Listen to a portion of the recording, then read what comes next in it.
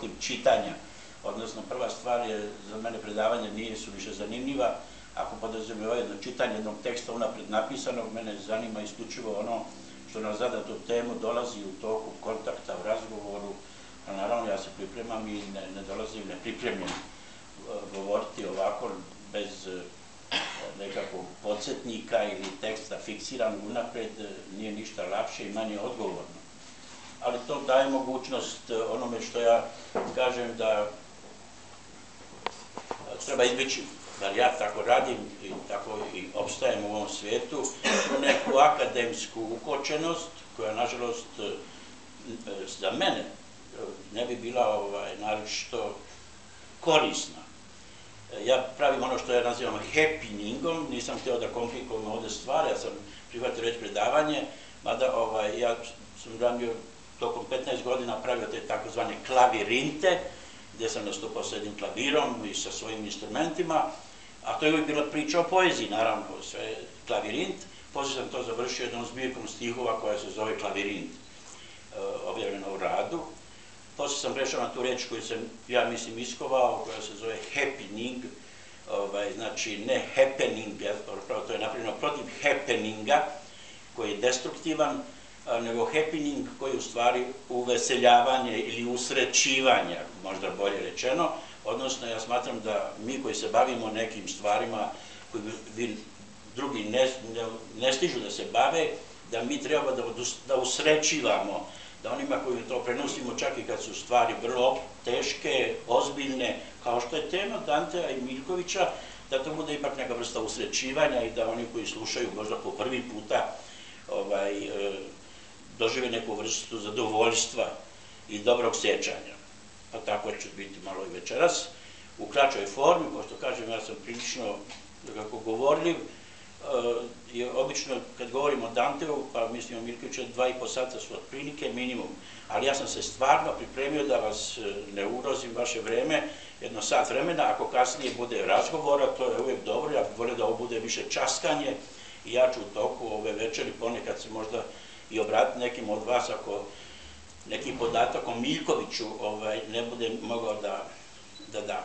Jer ja se ne smatram stručnjakom za Miljkovića. Miljković ima čitavu jednu legiju tumača, oni koji ga proučavaju, koji pišu o njemu. Može se reći da je Miljković zaista jedan dobro podržan pjesnik i da će tako ostati sasvim sigurno. S vremenom će se to možda čak i poboljšavati. Biće još rada na Miljkoviću. Međutim, ja moram da kažem da ja imam svog Miljkovića od svoje, kako bih rekao, 21. godine. Ja sam Miljkovića odredio kao pesnika koga ću upoznati u Beogradu kada budem došao iz Banja Luke. Imao sam želju, u njemu sam vidio nekoga ko radi ono što mi se čini vrlo bliskim.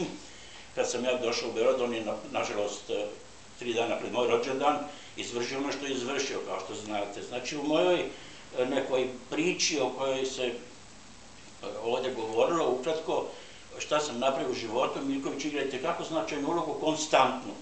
Tako da nisam ja ovdje došao zato što sad poželio sam da pričam o Miljkoviću, nego jednostavno nisam mogao ni izdržati. Želio sam da ovdje u Nišu, ipak njegovom gradu, bez obzira što tu nije rođen i ne znam koliko je živeo, kažem ono do čega sam ja došao, a možda do sada to nije bilo na taj način protumačeno, jer će kao kod pjesnika, kao što je Miljković, uvijek biti nekih mesta, nekih prostora neobrađenih, neviđenih i koji će privlačiti druge buduće čitaoce.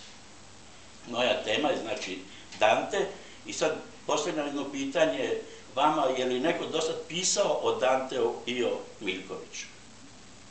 Da li se ikad?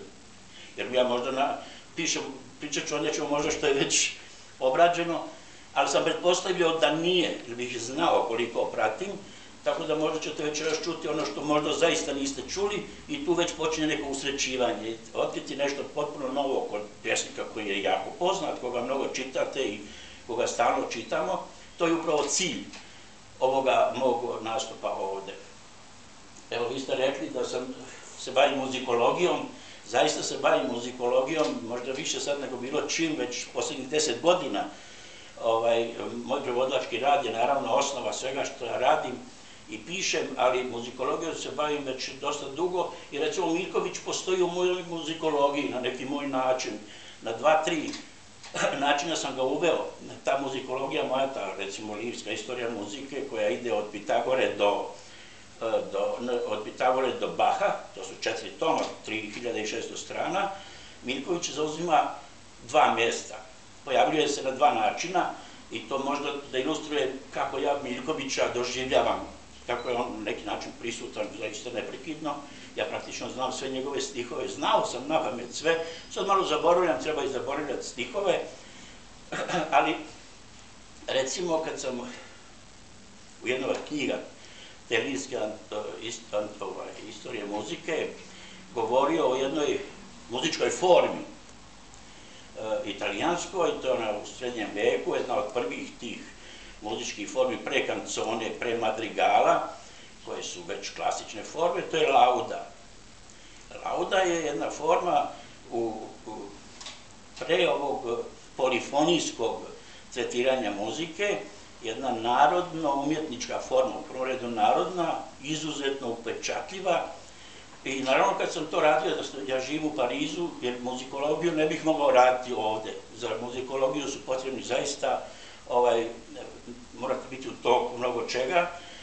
Naravno da sam se sjetio Miljkovićeve laude. Tako da sam povezao i saznao sam tada da je on boravio u Italiji. Moja teza je da je on tad u Italiji, pošto ima otvorene uši apsolutno za sve i siguran sam da je munjevito, verovatno je negdje čuo te napeve, priredilo si mu to zadovoljstvo i da je on tu laudu iz Italije na neki način donio. Stih najljepše pevaju zablude je u stvari jedna vrsta teme izvađena iz laude.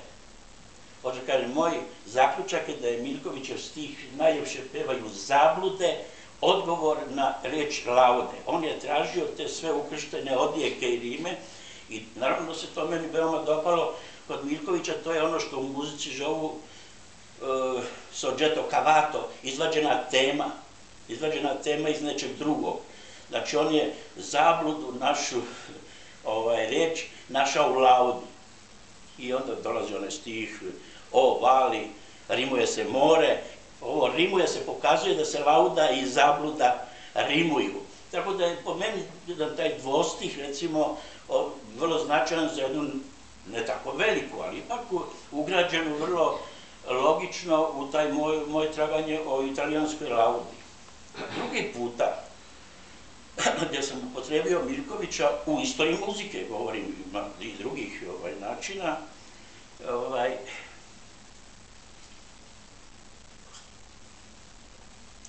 bilo je također u toj lirskoj istoriji muzike, gdje sam govorio o jednom francuskom truveru, znači pesniku i kompozitoru sa severa, Adam de la Halle, veoma značajan, oko 1250. je živeo, jednu od prvih onih predopera je napisao, zato je značajan u istoriji evropske muzike. Ja uvek pišem o tim kompozitorima i neku vrstu pesme, neku vrstu lirskog odnosa. Prvo pre nego što krenem u tekst. Tekst mi služi, ta pesmica mi služi kao predložak za ovo što ću napisati o tom kompozitoru.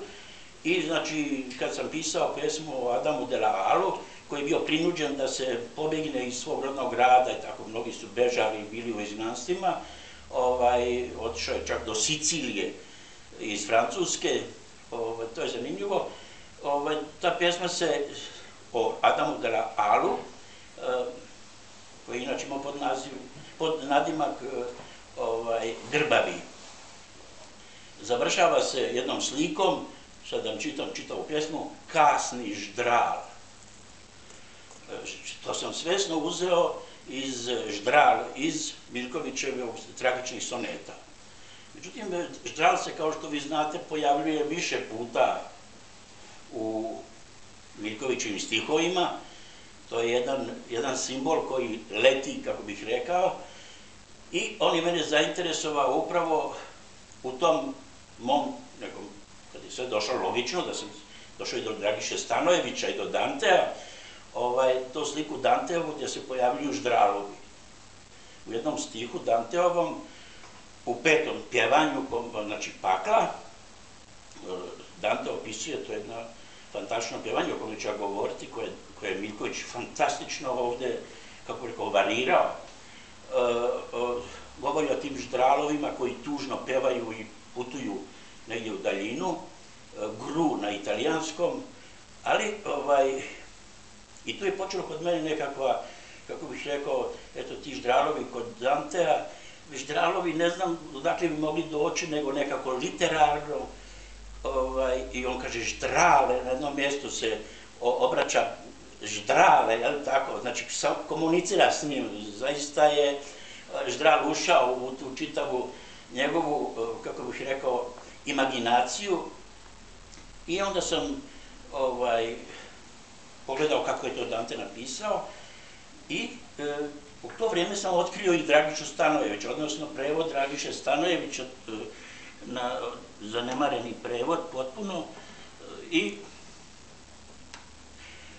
čitajući sam vidio da bi možda Miljković, ukoliko je imao u rukama ovaj prevod, ja sam sad nekako u traganju da vidim da li je mogao da ima, mislim da je imao, mogu da gotovo budem siguran, vidio da je Stanojević taj stih izuzetno lijepo preveo.